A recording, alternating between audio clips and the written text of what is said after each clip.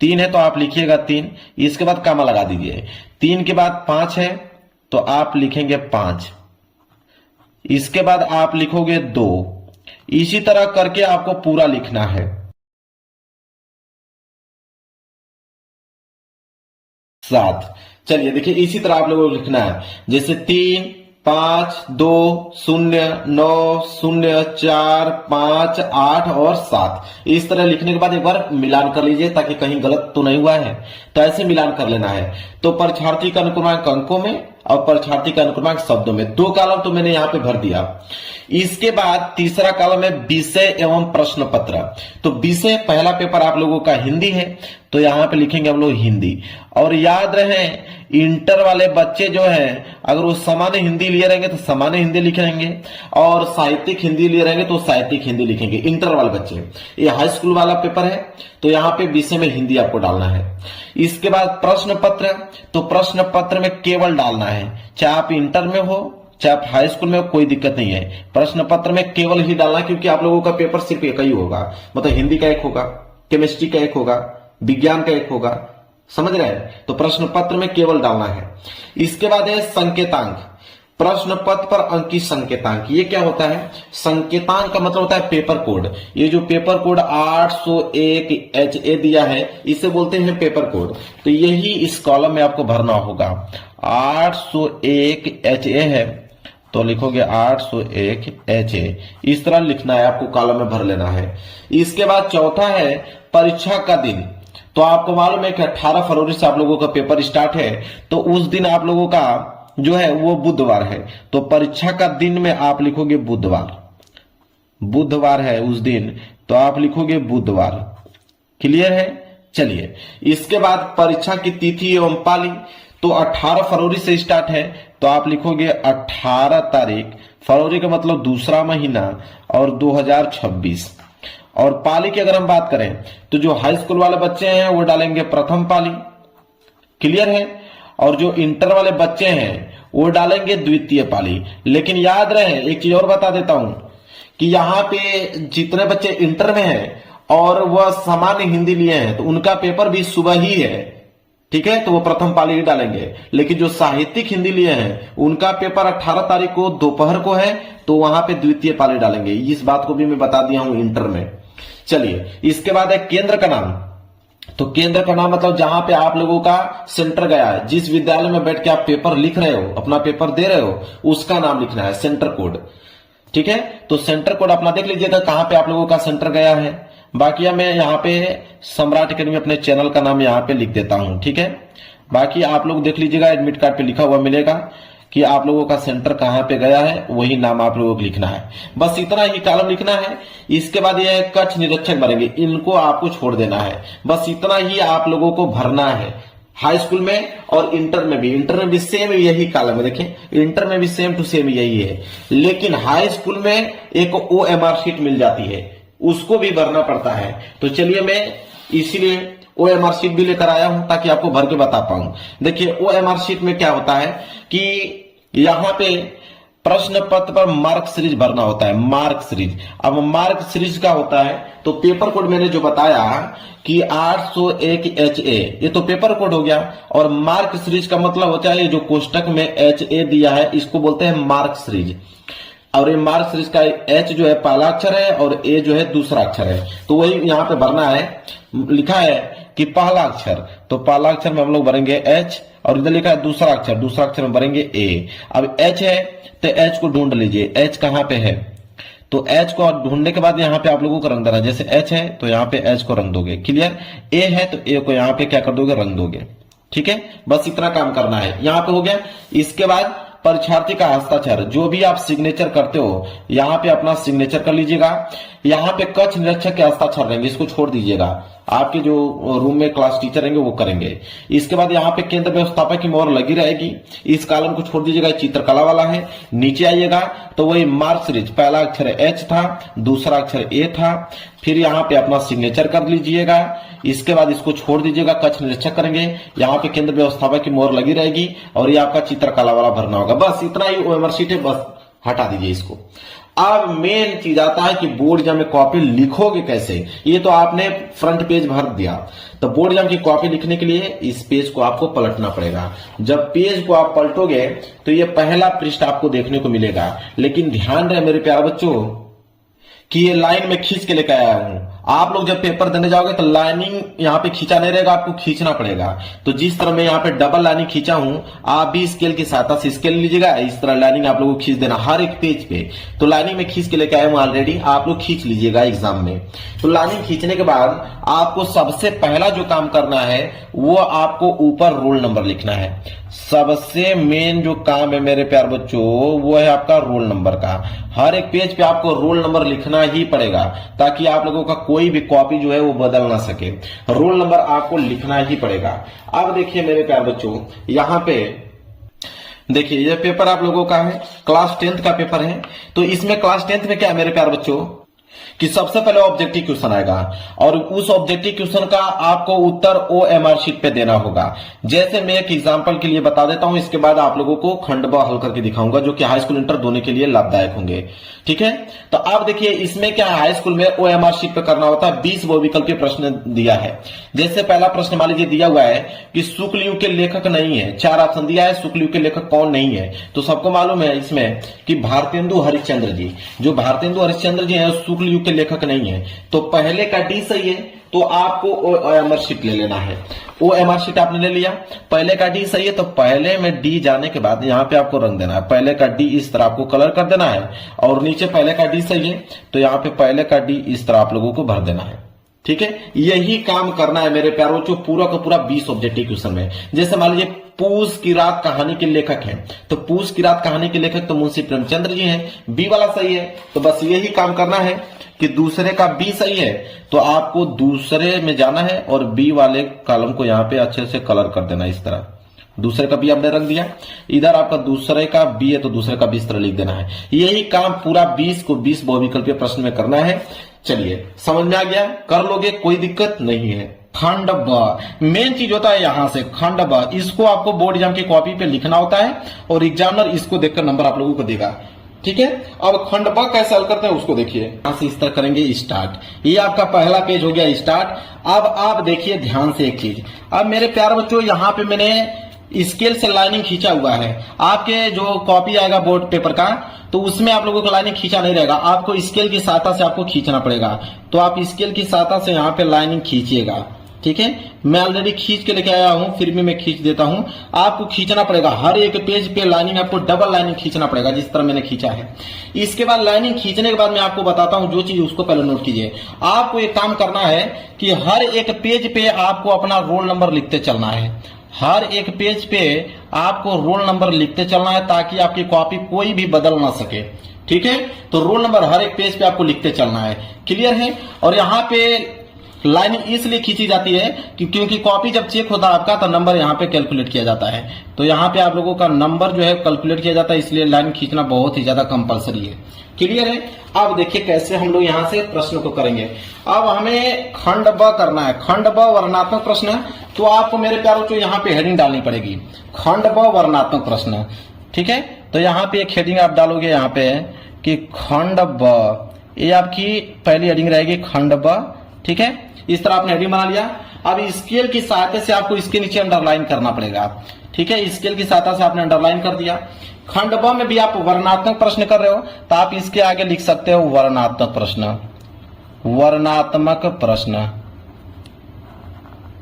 वर्णनात्मक प्रश्न, ऐसे आपको लिख देना है। इसको भी आपको कोष्टक में पैक कर कर, और यहाँ पे स्केल की सहायता से क्या कर देना है, लाइनिंग खींच देना है। क्लियर है मेरे प्यारे, जो वर्णनात्मक प्रश्न, खंड ब वर्णनात्मक प्रश्न।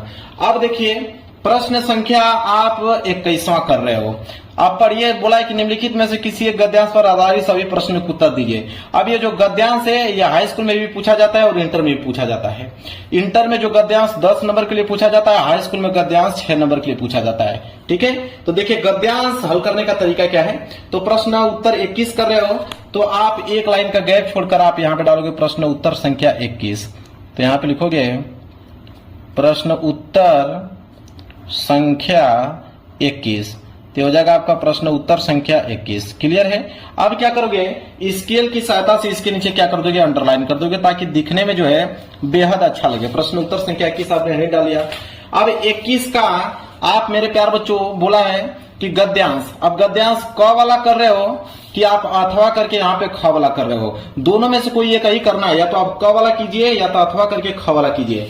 अगर आप क वाला करने जा रहे हो तो आप सबसे पहले क्या लिखोगे, यहाँ पे लिखोगे मेरे प्यार बच्चों क लिखने के बाद सबसे जो इंपोर्टेंट है, जो एग्जामिनर देखकर प्रभावित हो जाता है, वो आपका है संकेत।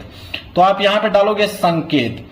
ठीक है, संकेत का मतलब क्या होता है उसको समझिए। संकेत लिखा कैसे जाता है उसको जानिए। संकेत के नीचे यहाँ पे आपको स्केल की सहायता से लाइन खींचना पड़ेगा। संकेत कैसे लिखा जाता है उसको समझिए। अगर आप क वाला कर रहे हो, क का संकेत लिखना है तो आप शुरू के कुछ लाइन, जैसे कुसंग का ज्वर यहां से उठा लो, कुसंग का ज्वर, इतना लाइनिंग आप शुरू का उठा लो। तो यहाँ पे लिखोगे मेरे प्यारे बच्चों कि कुसंग का ज्वर, कुसंग का ज्वर, यहाँ पे शुरू का आपने लाइन यहाँ पे लिख दिया कुसंग का ज्वर। ठीक है, इसके बाद आप लिखोगे डॉट डॉट डॉट डॉट करते जाओगे। अब इसके बाद क्या लिखोगे, लास्ट की लाइन। लास्ट की लाइन क्या है, ले जाएगी। लास्ट की लाइन क्या है मेरे प्यारे बच्चों, ले जाएगी। तो आप लिखोगे ले जाएगी, यह लास्ट की लाइन है। इसके बाद यहाँ पे हो जाएगा खड़ी पाई। अब इससे क्या होगा, एग्जामिनर को समझ में आ जाएगा आपने कौन सा गद्यांश किया हुआ है। तो कुसंग का ज्वर डॉट डॉट ले जाएगी। क्लियर है। अब देखिए, अब यह गद्यांश है और इस गद्यांश के नीचे 3 प्रश्न है, पहला, दूसरा, तीसरा। तो पहला वाला प्रश्न करने जा रहे हो तो आप मेरे पास एक लाइन का गैप छोड़ के आप लिखोगे यहाँ पे पहला वाला प्रश्न। और पहला वाला प्रश्न है क्या, तो उसको समझिए। देखिए पहला वाला प्रश्न क्या पूछा हुआ है कि उपयुक्त गद्यांश का संदर्भ लिखिए। अब संदर्भ आपको लिखना है तो आपकी हेडिंग क्या होनी चाहिए, संदर्भ, वो भी ब्लैक पेन से। तो संदर्भ आपको लिखना है तो आपकी हेडिंग क्या रहेगी, संदर्भ रहेगी। तो यहाँ पे लिखोगे संदर्भ। इसके बाद यहाँ पे इसके नीचे अंडरलाइन करोगे स्केल की सहायता से। मैं तो हाथ से कह रहा हूं, आप स्केल की सहायता से बिल्कुल सीधा कर दीजिएगा। तो संकेत संदर्भ। अब मेरे प्यारे बच्चों समझिए संदर्भ कैसे लिखा जाता है उसको ध्यान दीजिए। तो संदर्भ लिखने का तरीका क्या है उसको समझिए। संदर्भ में 2 ही चीज लिखा जाता है कि किस चैप्टर से लिया गया है और इसके लेखक कौन है। तो उसको लिखने का तरीका क्या है, लिखेंगे हम लोग कि प्रस्तुत गद्यांश, क्योंकि गद्यांश है तो आप लिखोगे प्रस्तुत गद्यांश। प्रस्तुत गद्यांश हमारी पाठ्य पुस्तक, प्रस्तुत गद्यांश हमारी पाठ्य पुस्तक, हमारी पाठ्य पुस्तक। अब पाठ्य पुस्तक किससे, हिंदी से। तो हिंदी को आपको ब्लैक पेन से लिखना है, इतना याद रखिएगा। ठीक है, आपको हिंदी को क्या करना है, ब्लैक पेन से लिखना है और सिंगल इन्वर्टेड कॉमा के अंदर क्लोज कर देना है। तो प्रस्तुत गद्यांश हमारी पाठ्य पुस्तक हिंदी के गद्य खंड में संकलित, क्योंकि गद्य खंड है यह, तो लिखेंगे हिंदी के गद्य खंड में संकलित, गद्य खंड में संकलित। अब किस चैप्टर से लिया गया है, तो देखिए जब इसको आप पढ़ोगे कि कुसंग का ज्वर सबसे भयानक होता है, यह केवल नीति और सद्वृत्ति का विनाश नहीं करता बल्कि बुद्धि का भी क्षय करता है। और किसी युवा पुरुष की संगति, अब जैसे आप संगति के बारे में पढ़ोगे आपको समझ में आ जाएगा कि यह जो है मेरे प्यार बच्चों वो जो है मित्रता चैप्टर से लिया गया है। तो मित्रता चैप्टर से लिया गया है तो आप लिखोगे कि गद्य खंड में संकलित मित्रता चैप्टर। अब चैप्टर का नाम मित्रता है तो उसको ब्लैक पेन से लिखोगे कि मित्रता। अब यहां से सिंगल इन्वर्टेड कॉमा के अंदर क्लोज कर दोगे। मित्रता नामक पाठ से लिया गया है, मित्रता नामक पाठ से लिया गया है, लिया गया है। ठीक है, जिसके लेखक लिखोगे कि जिसके लेखक। अब इसके लेखक कौन है उनका नाम लिखना पड़ेगा। तो इसके लेखक हैं आपके आचार्य रामचंद्र शुक्ल जी, तो इनको आप ब्लैक पेन से लिखोगे। जिसके लेखक आचार्य रामचंद्र शुक्ल जी हैं तो लिखोगे जिसके लेखक आचार्य रामचंद्र शुक्ल, जिसके लेखक आचार्य रामचंद्र शुक्ल जी हैं, जी है। बस यह है मेरे प्यारे बच्चों संदर्भ लिखने का तरीका। तो चाहे आप हाई स्कूल में हो चाहे इंटर में हो, कोई भी संदर्भ जो है गद्यांश का इसी तरह लिखा जाता है मेरे प्यारे बच्चों। क्लियर है, समझ में आ गया आप लोगों को। चलिए, तो पहला प्रश्न हमने यहाँ पे संदर्भ कर दिया। इसके बाद जब दूसरा प्रश्न याद दिया है कि गद्यांश के रेखांकित अंश की व्याख्या कीजिए। अब ये दूसरे वाले प्रश्न को करने जा रहे हो तो एक लाइन का आपको गैप छोड़ना है, एक लाइन का गैप छोड़कर तब जाके आप यहाँ पे डालोगे दूसरा। और क्या था रेखांकित अंश की व्याख्या, तो आपको हेडिंग डालना पड़ेगा कि रेखांकित अंश की व्याख्या। तो यहाँ पे हेडिंग बनाओगे कि रेखांकित अंश की व्याख्या। हेडिंग बहुत ही ज्यादा कंपलसरी है मेरे प्यारे बच्चों, ये होता है टॉपर ऐसे लिखता है, ठीक है। रेखांकित अंश की व्याख्या, रेखांकित अंश की व्याख्या, यह है आपकी हेडिंग, ठीक है। रेखांकित अंश की व्याख्या ये आपकी हेडिंग हो गया। स्केल की सहायता से इसके नीचे आपको अंडरलाइन करना है, तो स्केल ले लीजिएगा और यहां पे आपको करना पड़ेगा अंडरलाइनिंग, ठीक है।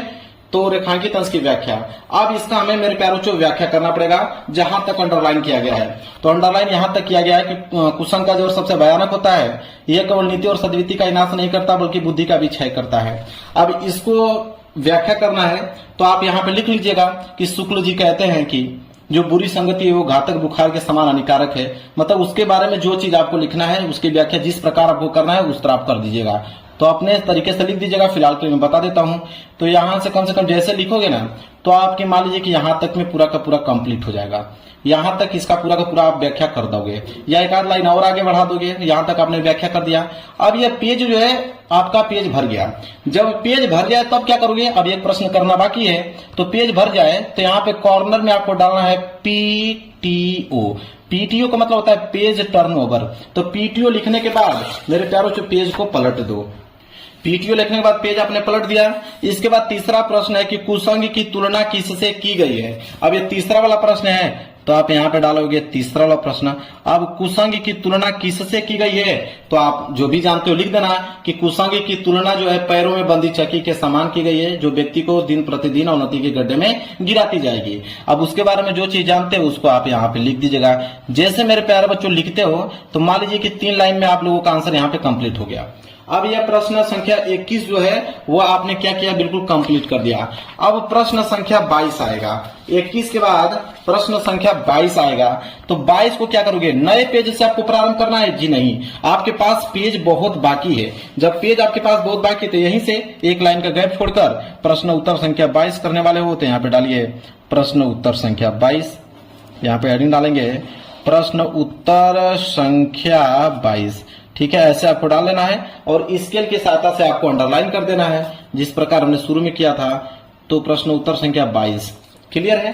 अब इसमें भी 2 दिया है। अब यह पद्यांश पूछा है कि निम्नलिखित में से किसी एक पद्यांश पर आधारित सभी प्रश्नों के उत्तर दीजिए। और यह भी कितने नंबर के लिए, 6 नंबर के लिए है। अब इसमें भी आपका एक क वाला दिया गया है, क वाला नहीं कर पाओगे तो अथवा करके आप लोगों का ख वाला दिया गया है। अब दोनों में से कोई एक ही करना है, दोनों में से। मान लीजिए आप ये ख वाला करना चाह रहे हो, ठीक है। अब मेरे प्यारे बच्चों अगर आप ख वाला करने वाले हो तो आप ख वाला को कैसे करोगे, देखिए।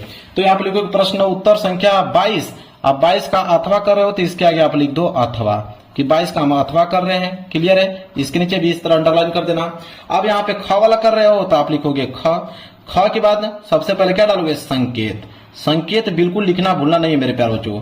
ये हो गया आपका संकेत। संकेत लिखने का तरीका मैंने बताया ही आपको कि संकेत लिखने का मतलब है कि जैसे चाह नहीं तो शुरू के कुछ लाइन लिख दो, चाह नहीं तो यहां पर लिखोगे चाह नहीं, चाह नहीं डॉट डॉट डॉट डॉट करते जाओगे और लास्ट की लाइन लिख दोगे कि पर इठलाऊं। पर इठलाऊं नहीं, यहां तक समाप्त है, वीर अनेक तक, यहां तक आपका समाप्त है। लास्ट लाइन ये है वीर अनेक, तो लास्ट में लिख दोगे यहां पे वीर अनेक, वीर अनेक। अब एग्जामिनर को समझ में आ जाएगा कि आपने कौन सा किया हुआ है, क्लियर है। अब मेरे प्यारों बच्चों इसके नीचे भी 3 प्रश्न दिया गया है। पहला उपयुक्त पद्यांश का संदर्भ लिखे। अब ये पद्यांश का संदर्भ है, अभी हमने गद्यांश का संदर्भ देखा था। तो आप पहला वाला कर रहे हो तो आप लिखोगे पहला, संदर्भ कर रहे हो तो आप हेडिंग डालोगे क्या मेरे प्यारों बच्चों, संदर्भ। ये हो गया आपका संदर्भ, ठीक है। अब संदर्भ कैसे लिखा जाता है पद्यांश का, उसको समझिए। ज्यादा अंतर नहीं होता, सेम टू सेम वैसे ही लिखा जाता है मेरे प्यारे बच्चों। बस आप ऐसे लिख दीजिएगा। मैं आपको बता देता हूं, प्रस्तुत गद्यांश था तो यहाँ पे आपको लिखना पड़ेगा प्रस्तुत पद्यांश, कि प्रस्तुत पद्यांश हमारी पाठ्य पुस्तक हिंदी के, अब जिस भी चैप्टर से लिया गया उस चैप्टर का नाम लीजिएगा। इस चैप्टर से लिया गया है तथा इसके लेखक नहीं, अब इसमें रचयिता होता है तो लिख दीजिएगा इसके रचयिता यह है, क्लियर है। ऐसे आप लोगों को मेरे प्यारे बच्चों करना है। जैसे मैं लिख के आपको दिखा भी देता हूं, ऐसे लिख लो ना, लिखना कि प्रस्तुत, मैं लिख के दिखा देता हूं ताकि आपको बिल्कुल क्लियर हो पाए। प्रस्तुत, अब ये पद कर रहे हो, पद्यांश कर रहे हो तो आप पद्यांश लिखना पड़ेगा आपको कि प्रस्तुत पद्यांश हमारी पाठ्य पुस्तक,